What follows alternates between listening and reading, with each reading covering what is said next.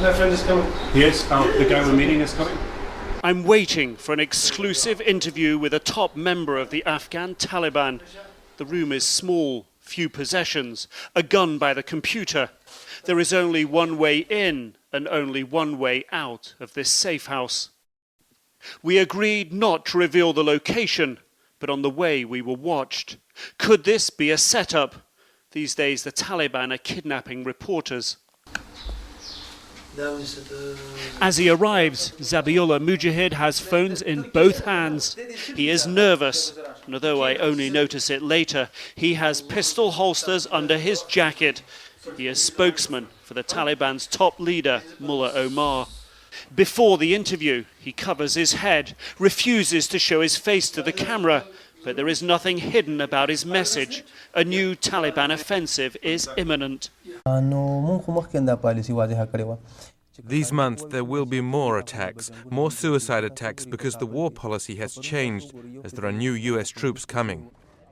20,000 more US troops are on the way to Afghanistan in the next few months. Mujahid has a warning for President Obama. However many come, it won't be enough. Afghanistan will be the Vietnam for them. I want to tell you clearly, we will win and they will die. You're laughing, but I don't understand how you can laugh when you're up against the strongest army in the world. With drones and missiles. This is the war of martyrdom. Don't worry about this. We want to fight. We want to fight for martyrdom. He tells me to watch this Taliban propaganda video to see how they are targeting US helicopters.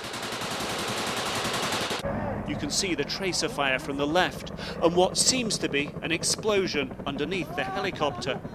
Incredibly, the same attack appears to be filmed from several angles. The helicopter appears to survive the attack, but the cargo beneath falls off, burning. The US military is one target, but Mujahid is drawing the battle lines for a broader war. Key for US success in Afghanistan are presidential elections expected in fall. We ask from our Muslim brothers and our population not to take part in this election. Will you try to stop the elections happening? We'll target the Afghan parliamentary members and government officials. So if there is elections, yes, it's clear, we will target them. He claims the Taliban in Afghanistan are getting support from across the border, from Pakistani Taliban, but says they are not involved in the bloody conflict that threatens the stability of nuclear-armed Pakistan. But are they closely involved with Al-Qaeda and terror networks that target the West? What's the relationship between the Taliban and Al-Qaeda? We're not under the command of Al-Qaeda. Some people are coming to fight, and we say welcome. But they help you. But Al-Qaeda helps you. We are from this country. We are the boss. Are you getting people that would have gone to Iraq before now coming to Afghanistan to fight the Americans there? We do not ask for any fighters from Europe. We don't ask them to come. If they come freely, yes. Also, we don't need for the foreign fighter. For example, in some provinces we have suicide bombers for the next 3 or 4 months. He won't tell me how many foreign fighters are coming or how many Taliban there are, but he boasts about their support. Says Taliban sympathizers in President Karzai's inner circle helped try to kill him last year. He says the Taliban has informers inside US bases. Inside the American bases, there are more people who help us, and we have intelligence from A to Z inside the structure of all the foreigners, including the Afghan government. Part of a new US strategy is eradicating the lucrative opium poppy in Afghanistan, but Mujahid says it won't hurt the Taliban. You don't make money from opium poppies? Never. So this is Never.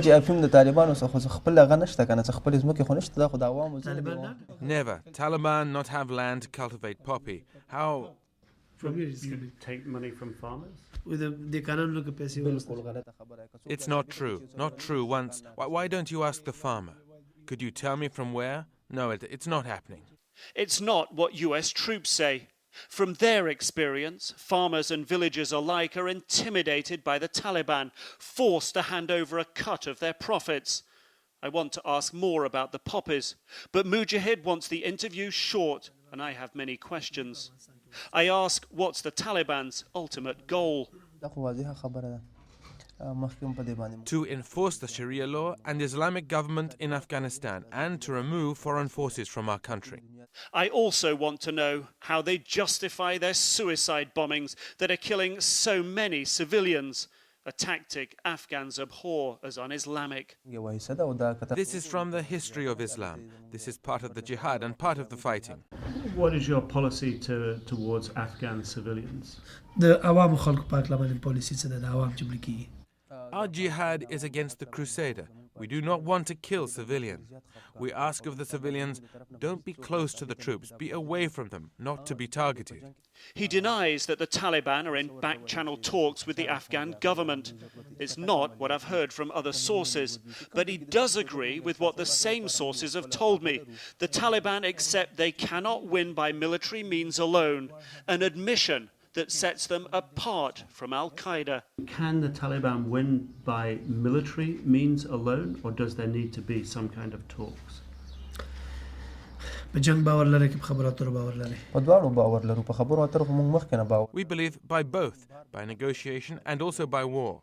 We ask them to leave the country, we are ready to talk. So they are not ready to leave, so they want to talk by the mouth of the gun, we will talk by the mouth of the gun. Long before I've run out of questions, he's getting up to leave. He had relaxed during the interview, but has been getting edgy for the last 10 minutes. Still worried, it seems, the interview may have been an elaborate setup to capture him. Throughout, Zabiullah Mujahid spoke clearly, concisely, and with authority, and left me in no doubt the war is far from over. Nick Robertson, CNN.